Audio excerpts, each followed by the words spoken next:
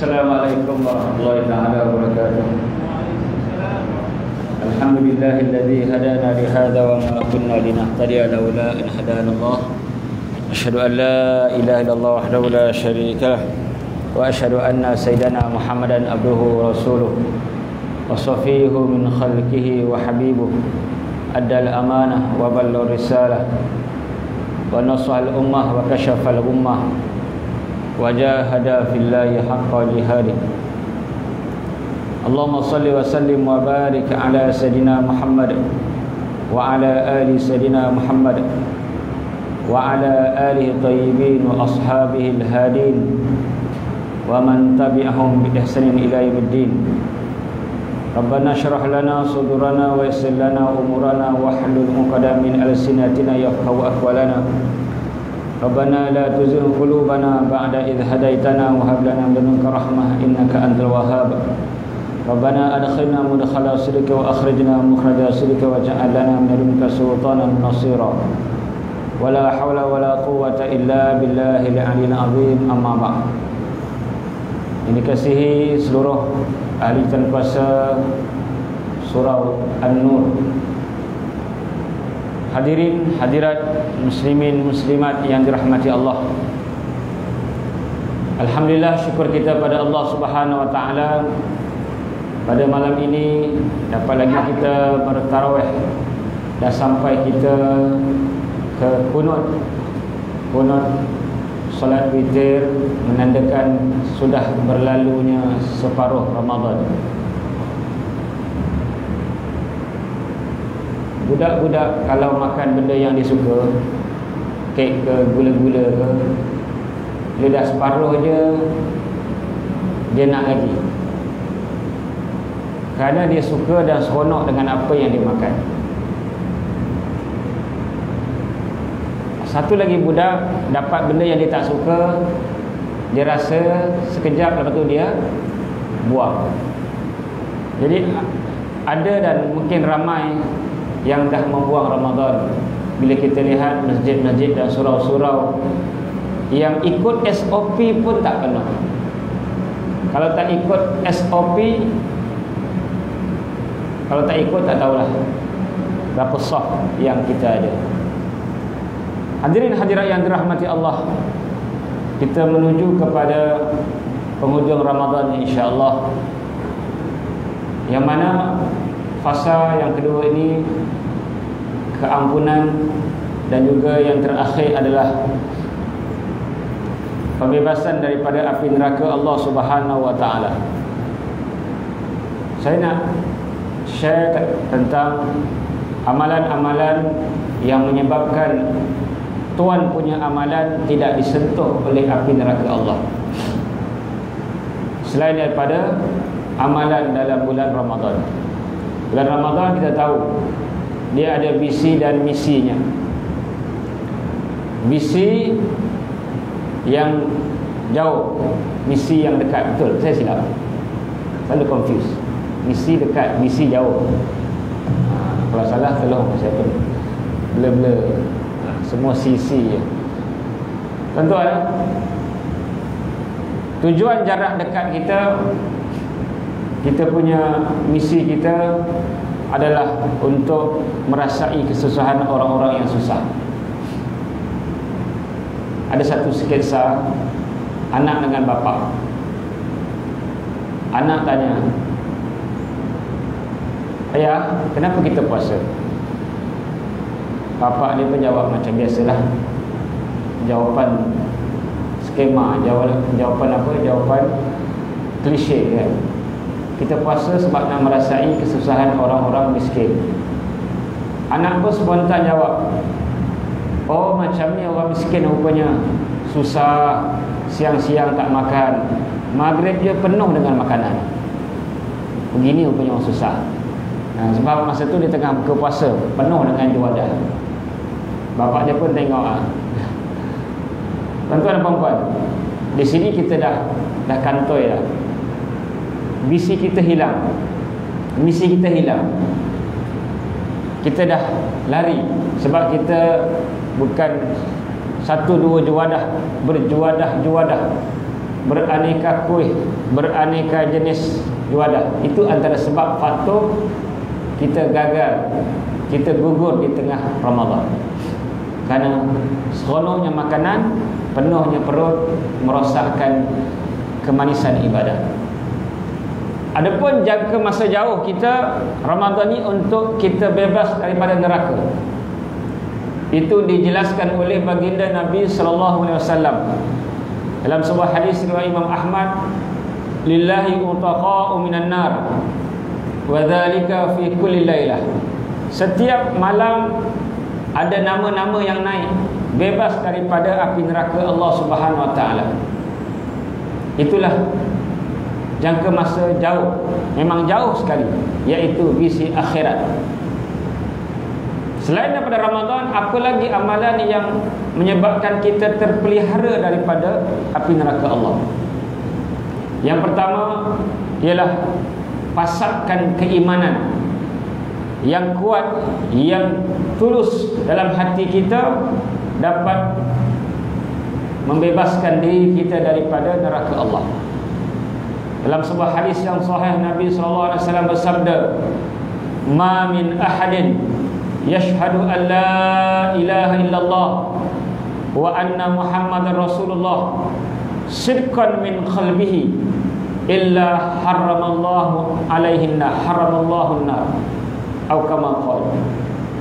Mana-mana lelaki atau perempuan yang mengucapkan sidqan min qalbihi, tulus ikhlas daripada hatinya, bukan ikut-ikutan, bukan tengok orang lain buat kita buat, tapi benar-benar tulus mengucapkan dua kalimah syahadah, asyhadu an la ilaha illallah wa anna Muhammadar Rasulullah, pasti Allah akan haramkan neraka untuknya. Kita kena selalu renew, perbarui iman kita dengan mengucap dua kalimah syahadah, sama ada dalam salat yang wajib dalam tahiyat akhir ataupun di luar salat. Kita sering mengucapkan asyhadu an la ilaha illallah wa anna Muhammadar Rasulullah. Kita menghayati dalam salat, kita diajar bila kita mengucapkan dua kalimah syahadah, kita sebut asyhadu an la ilaha illallah. Naik tangan kita, bukan naik tangan tanpa orang, naik jari kita, illallah, menunjukkan keesaan Allah. Ini satu bentuk penghayatan. Kita kalau menghayati, bukan hanya mulut je bercakap, dengan tangan-tangan pun bercakap. Bangsa yang paling menghayati bangsa India. Semua tangan-tangan, kepala-kepala semua naik. Menghayati. Penceramah yang menghayati, tangan, kaki je tak naik. Jadi penghayatan tu terserlah dengan kita menaikkan jari kita, menunjukkan keesaan Allah, asyhadu an la ilaha illallah, dan berterusan sampai habis tahiyat akhir tadi. Yang kita naik sekali, kita berbalik sampai habis. Assalamualaikum warahmatullahi, assalamualaikum warahmatullahi, baru kita jatuhkan. Begitu penghayatan, supaya dia dapat bersebati, menjiwai apa yang telah kita ucapkan, seperti mana Nabi dan sahabat-sahabat yang terdahulu. Dia orang punya penghayatan lain macam, luar biasa, bukan biasa-biasa kan. Sanggup mempertahankan nyawa, jiwa, raga untuk Allah. Setakat tarawih ni apa sangat? Setakat tarawih ni apa sangat? Bila Nabi buat sampai separuh malam, pukul 12 malam tarawih, tak pernah kan? Pukul 10 lah paling lambat kat sini. Itu pun ramai yang dah lari. Nabi buat sampai separuh malam. Apa kata sahabat? Ya Rasulullah, afala nusalli bina ila akhiril lail. Saya punya ke saya punya?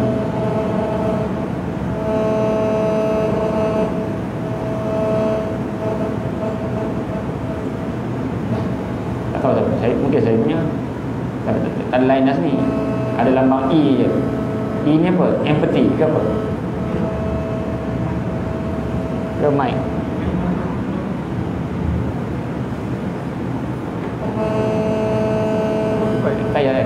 Tutup. Ini lagi. Kenapa tutup ni buka tutup? Tutup ni.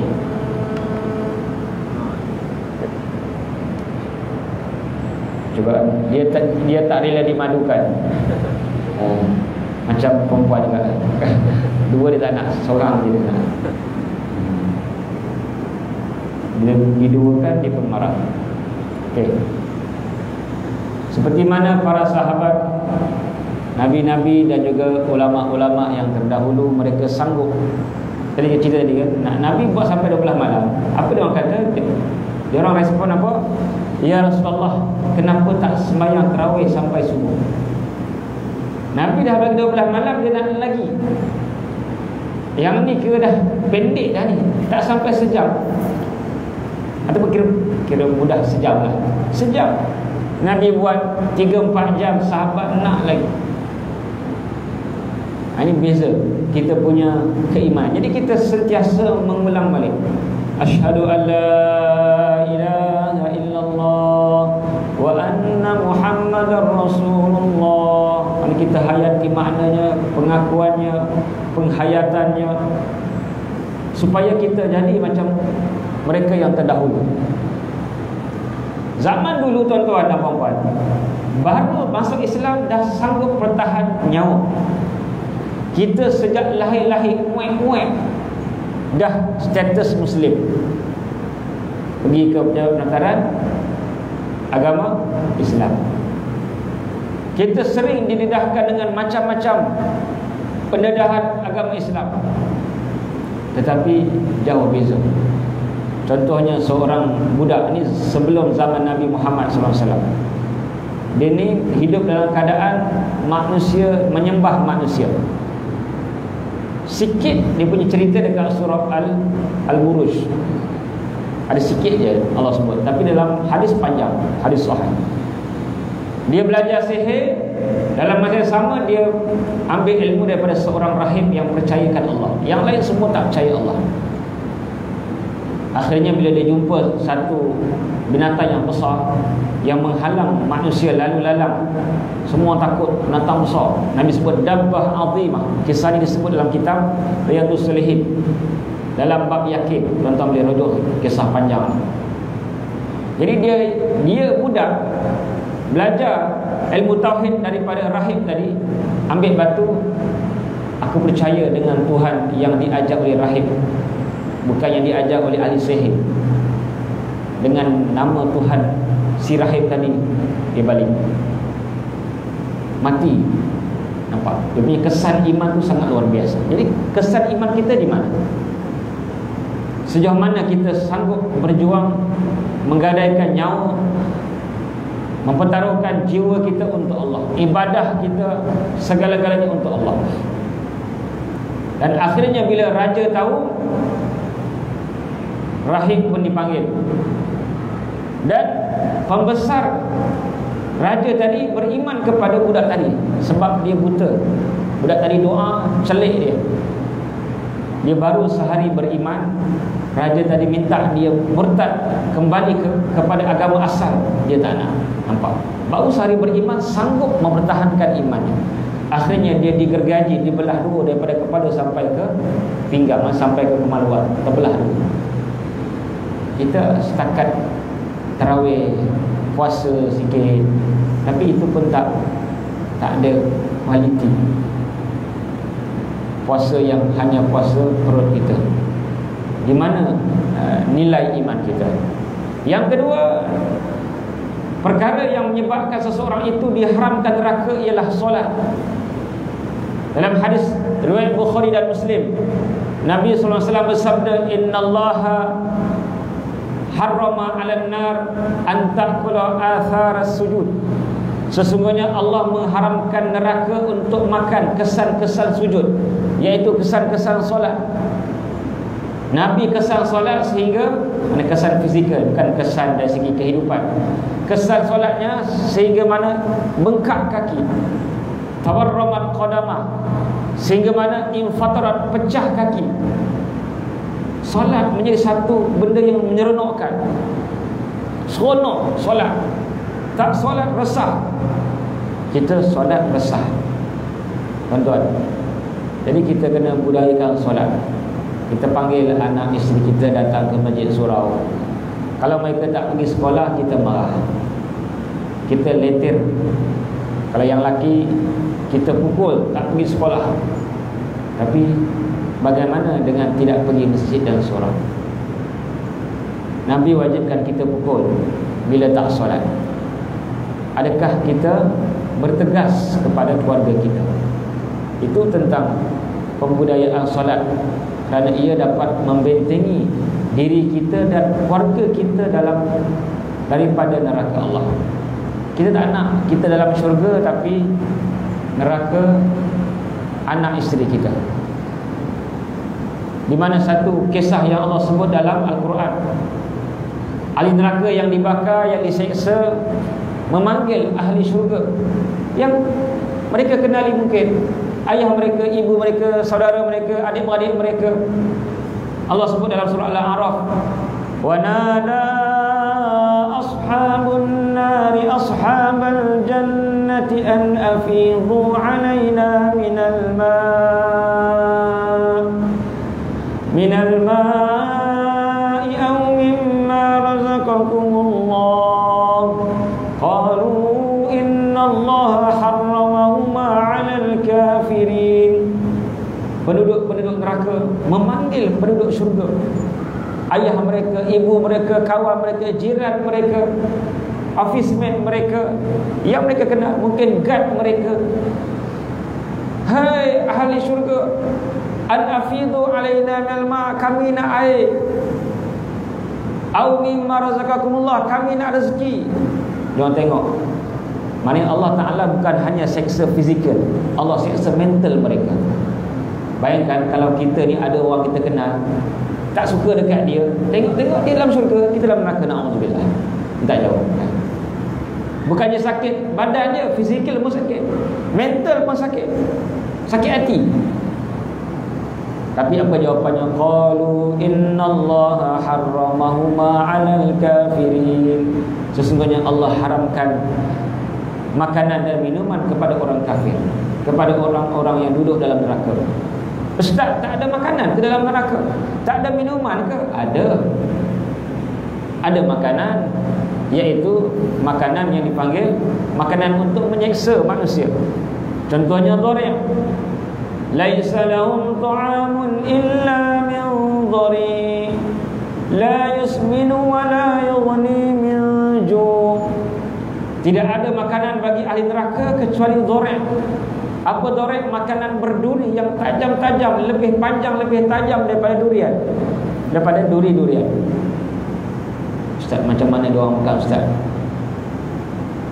Durian pun dah cukup besar, dah cukup tajam. Bukan kita makan, kita pegang pun dah luka, sakit. Ini nak makan biji-biji dia, nak makan, bukan biji, duri-duri dia yang sangat tajam, yang lebih tajam, lebih panjang daripada duri-durian. Ya, Allah cerita bagaimana seksaan terseksanya makan benda tadi. Yatajarra'u yakadu la yusiru. Mereka tercekik. Tapi malaikat ada. Tak nak makan, malaikat sumbat. Malaikat yang kasar dan keras dan tegas. Alaiha malaikatun ghiladun shidar. Dalam ayat 6 surah At-Tahrim. Dalam neraka ada malaikat yang ghilas, yang keras, syidad, yang kasar. Mereka tak akan lari. Tak apa-apa. Kita dah dibelenggu dengan 70 hasta rantai yang sangat besar, keras. Dalam surah Al-Haqqah, thumma fi silsilatin dhar'uha 70 dhira'an fasluku. Kemudian tenggelamkan dia, perangkap dia dalam rantai yang panjangnya 70 hasta. Orang kata dah nak menguik pun tak boleh. Tak boleh buat apa. Dunia boleh, kena gari boleh lari lagi kan. Boleh lari lagi, kena gari. Yang ni nak menguik pun tak boleh, nak bergerak pun tak boleh, tuan-tuan. 70 hasta dililit. Apa yang boleh buat? makan minum semua dipaksa. Sebab tu kita kena tahu apa yang dapat membebaskan diri kita daripada neraka. Ramadan, keimanan yang betul, solat. Yang keempat, akhlak yang mulia. Nabi sebut, ala unabbiukum biman yahrumu alaihin nar. Hampa nak tahu tak apa yang manusia tidak disentuh oleh api neraka, haram neraka sentuh dia? 3 ciri akhlak. Tadi akidah, solat, ibadah. Yang ketiga akhlak. Akhlak yang bagaimana? Ala kulli qaribin, orang yang dekat dengan masyarakat. Kita didik anak-anak kita ni, dia orang-orang tua dia okey, tapi tak semua juga. Orang tua pun tak minat sangat nak turun surau masjid, gotong royong, nafsi-nafsi semua. Tuan-tuan, kali terakhir bila bagi makan dekat jiran sebelah? Tuan-tuan, bila bertegur sapa dengan jiran sebelah? Jadi yang pertama, sifat orang yang haram neraka untuknya adalah qarib, close, dekat, mudah kira. Yang kedua dia sebut hayyin, tawaduk, tak sombong. Apa sahaja jawatan yang dia ada, pangkat, kemasyhuran, dia biasa, relax, humble. Dia tak sombong, very humble. Yang ketiga, Nabi sebut sifat manusia yang diharamkan neraka adalah sahlim, mudah kira. Meniaga mudah kira, beli mudah kira, semua mudah. Tak sampai, tak rigid sangat, tak terlampau ikut. Yalah, sekarang ni kan, tengoklah kan, ni sentuh isu semasa. Macam mana kita lihat, yalah, peniaga miskin, peniaga susah, peniaga depan rumah, luar waktu, mungkin waktu pukul 10 PKP kan kat Kelantan, lebih pukul 11, 50,000. Itu semua adalah nak skema sangat. Mungkin dia punya peruntukan 50,000 mungkin kan, kerana perniagaan yang bagaimana. Kalau yang kaya raya okey lah. Yang jutawan pun kena denda 20,000. Tahu kan siapa? Yang jutawan itu 20,000 dua kesalahan. Jutawan tu lah, jutawan wanita yang terkenal, suaminya kawan saya. Tuan-tuan dan puan-puan, mana kita kena fikirlah. Yalah, kita nak keluar apa pun, nak keluar saman tu, kita fikir. Ini urusan manusia, bukan hanya apa yang termaktub. Ihsan, kesian, belas ihsan. Jangan skema sangat, jangan water rigid sangat. Itu sifat ahli, mana yang mudah kira ni sifat ahli syurga dan haram neraka untuk. Yang terakhir Nabi sebut, terakhir dalam kuliah ni lah, banyak lagi yang disebutkan sifat-sifat manusia yang Allah haramkan neraka untuknya. Mata yang diharamkan tengok neraka, ada 3 Nabi sebut dalam hadis. Salah satu, la tarau a'yunuhum an-nar, 3 golongan yang tak lihat api neraka. Tengok pun tak, apatah lagi nak masuk. Yang pertama, ainun bakat min khasyatillah, mata yang menangis kerana takut pada Allah. Kali terakhir bila kita menitiskan air mata kerana takutkan Allah, takutkan siksaannya, takutkan nerakanya. Tuan-tuan, neraka ni dahsyat tak dahsyat? Nabi ceritakan supaya kita pagi esok bangun tahajud berdoa, ya Allah kan, sampai menangis. Dahsyat tak dahsyat neraka ni? Nabi sebutlah hadis sahih riwayat Al-Bazzar dan Abu Ya'la. Nabi kata, "Lau kana fi hadzal masjid mi'atu alfin aw yazidun." Kalau di dewan masjid ini boleh memuatkan 100,000 orang atau lebih. PICC pun Putrajaya 3,000 je. 100,000, dewan yang sangat besar, bangunan yang sangat besar. Wa fihim ahlun nar, dan datang ahli neraka, masuk ahli neraka seorang aja. Dewan tadi muat lebih daripada 100,000. Sangat besar. Seorang je ahli neraka turun. Bukan neraka yang turun, bukan api yang turun, bukan siksa yang turun. Bekas ahli neraka yang baru keluar neraka, keluar dalam, masuk dalam dewan tadi. Yatanafas, dia bernafas. Tahu apa? Bukan peluk pun. Yatanafas, bernafas macam biasa. Fa asabahum nafasu, kena satu je nafas. Nafas tu ni singular, satu je. Fa ahraqal baita wa man fihi, akan membakar semua yang ada dan isi-isi yang ada. Maknanya bangunan hancur, manusia semua mati terbakar dengan satu nafas. Bukan dengan bakaran api neraka, bukan, tak ada api tu. Nafas je habis api keluar. Bukan bawa api. Itu dahsyat. Jadi 3 mata yang tak tengok neraka, yang dapat selamatkan kita dari neraka, mata yang menangis. Yang kedua, mata yang berjaga kerana Allah. Ainun batat tahrusu fi sabilillah, mata yang berjaga, stay up. Sama ada kerana dakwah, kerana jihad, kerana perjuangan, kerana program masjid, program surah, benda-benda baik. Dia tak tidur malam kerana dia nak memelihara agama Allah, nak meneruskan legasi dakwah, nak menyebarkan Islam. Dia tak tidur malam.